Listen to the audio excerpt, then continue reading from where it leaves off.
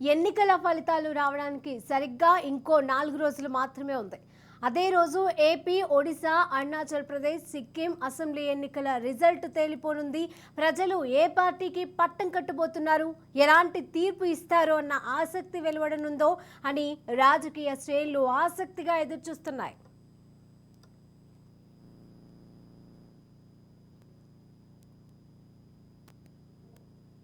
ఇక ఏపీలో ఈ రాజకీయ ఉత్కంఠ కొనసాగుతుంది. ఇక జూన్ 4న జరిగే ఓట్ల లెక్కింపు పైన రాజకీయ వర్గాలలో మరోవైపు ఓట్లేసిన ప్రజల్లోనూ టెన్షన్ మొదలైంది. ఇక ఇదే అదనుగా గెలుపోటముల పైన పందాలు జోరుగా సాగుతున్నాయి.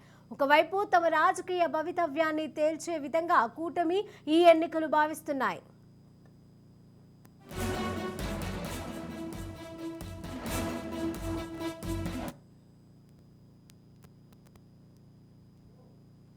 మరోవైపు వైఎస్ఆర్సీపీ కూడా గెలుపు ధీమాను ప్రదర్శిస్తోంది. అయితే ప్రధాన పార్టీల మధ్య గెలుపు పైన ఉత్కంఠ కొనసాగుతుంటే పోలింగ్ అనంతర పరిణామాలతో ఏర్పడిన ఉద్రిక్తత మరో టెన్షన్కు కారణమవుతోంది. ఇక కౌంటింగ్ రోజున అవాంఛనీయ ఘటనలు జరగవచ్చుననే అనుమానాలతో ఫిర్యాదులు చేస్తున్నారు. ఇక దీంతో ఈసీ అలర్ట్ అయింది. మరింత విమర్శలు వెలువెత్తకుండా ముందస్తు చర్యలను చేపట్టింది. ఎన్నికల ఫలితాలు రావడానికి సరిగ్గా ఇంకో 4 రోజులు మాత్రమే ఉంది. అదే రోజు ఏపీ, ఒడిశా, అరుణాచల్ ప్రదేశ్, సిక్కిం అసెంబ్లీ ఎన్నికల రిజల్ట్ తెలిపనుంది. ప్రజలు ఏ పార్టీకి పట్టం కట్టబోతున్నారు, ఇక ఇలాంటి సమాచారం మా ప్రతినిధి రమేష్ అందజేస్తారు.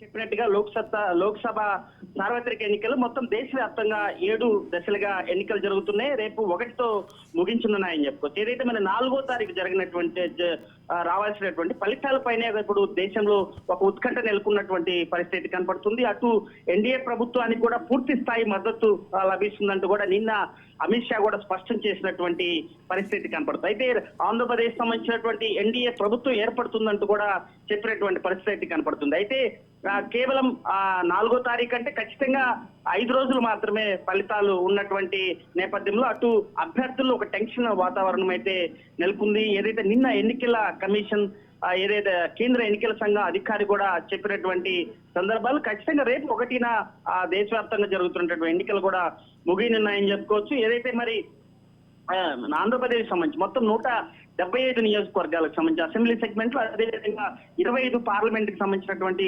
నియోజకవర్గాలకు కూడా పూర్తయినటువంటి నేపథ్యంలో ఖచ్చితంగా ఆయా జిల్లాలకు సంబంధించినటువంటి ఎస్పీ స్థాయి అధికారులు కానీ అటు రెవెన్యూ స్థాయికి సంబంధించినటువంటి కలెక్టర్లకు సంబంధించినట్టు కూడా పూర్తిగా కూడా లెక్కింపుకి సిద్ధమైనటువంటి పరిస్థితి కనపడుతుంది. అయితే ఇప్పటికే అటు జగన్ కానీ అటు చంద్రబాబు వరుస విదేశ పర్యటన ముగించుకొని వస్తున్నటువంటి నేపథ్యంలో రేపు జగన్ కూడా రేపు ఆంధ్రప్రదేశ్ కి రానున్నారు. ఇప్పటికే చంద్రబాబు కూడా విదేశీ పర్యటన ముగించుకొని వచ్చినటువంటి పరిస్థితి కనబడుతుంది. అయితే ఏదైతే మరి ఇరు పార్టీలకు సంబంధించినటువంటి నేతలు అటు ఏజెంట్లని సమాయత్తం చేస్తున్నారు. 4వ తారీఖు ఫలితాల పైన ఏ విధంగా వ్యూహాత్మకంగా ముందుకెళ్లాలి, నిన్న సజ్జలు మాట్లాడినటువంటి వ్యవహారం కూడా కొంత రాజకీయంగా కూడా కొంచెం వేడెక్కించినటువంటి పరిస్థితి కనపడుతుంది.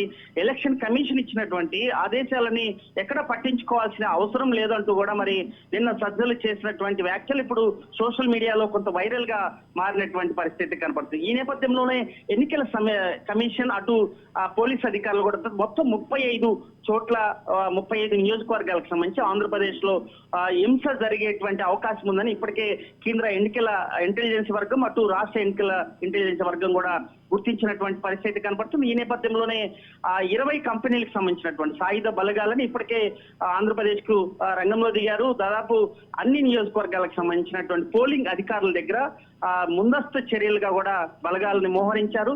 ఎక్కడ కూడా ఎలాంటి అవాంఛనీయ సంఘటన గతంలో జరిగినటువంటి పూర్తిగా కూడా గుర్తుపెట్టుకొని ఖచ్చితంగా 3 జిల్లాల్లో జరిగినటువంటి ఘర్షణలు మళ్ళీ రిపీట్ అవ్వకుండా కూడా ఎన్నికల ఫలితాలని సమర్థవంతంగా చేయాలి. అదేవిధంగా ఎన్నికల కమిషన్ సాక్షాత్తు ముఖేష్ కుమార్ మీనా ప్రతి జిల్లా కూడా పర్యటిస్తున్నారు. ఈ రోజు మచిలీపట్నం సంబంధించినటువంటి నియోజకవర్గానికి సంబంధించి కూడా అటు ఎన్నికల ప్రక్రియ ఫలితాల ప్రక్రియ సంబంధించినటువంటి స్ట్రాంగ్ రూములు కూడా పరిశీలించినటువంటి పరిస్థితి. నిన్న అటు పల్నాడు కానీ అదేవిధంగా నాగార్జున యూనివర్సిటీకి సంబంధించినటువంటి స్ట్రాంగ్ రూములు కూడా పరిశీలించాడు.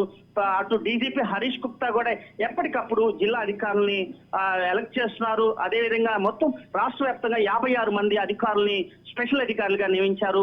56 మంది అధికారులు ఒక్క పల్నాడు ప్రాంతానికి 8 మంది అధికారుల్ని నియమించినటువంటి పరిస్థితి. అయితే ఖచ్చితంగా సమర్థవంతంగా ఫలితాలు విడుదల చేయటమే కాకుండా రాష్ట్రంలోనే జరిగినటువంటి హింస, ఎన్నికల తర్వాత జరిగినటువంటి హింస మళ్ళీ తిరిగి ప్రేరేపించకుండా ఖచ్చితంగా పూర్తి స్థాయిలో ఒక నిఘా వర్గంగా ముందుకెళ్తున్నటువంటి పరిస్థితి కనపడుతుంది. అయితే ఖచ్చితంగా అభ్యర్థుల్లో ఒక ఉత్కంఠ అయితే నెలకొంది.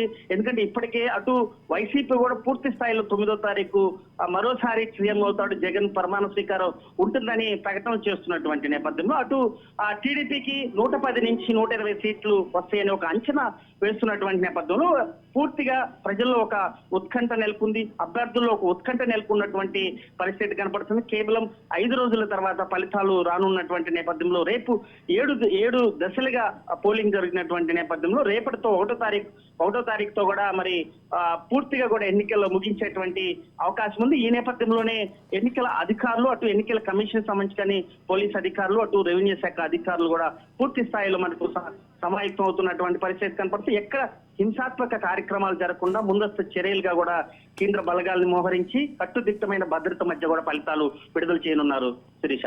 Right, thank you Ramesh.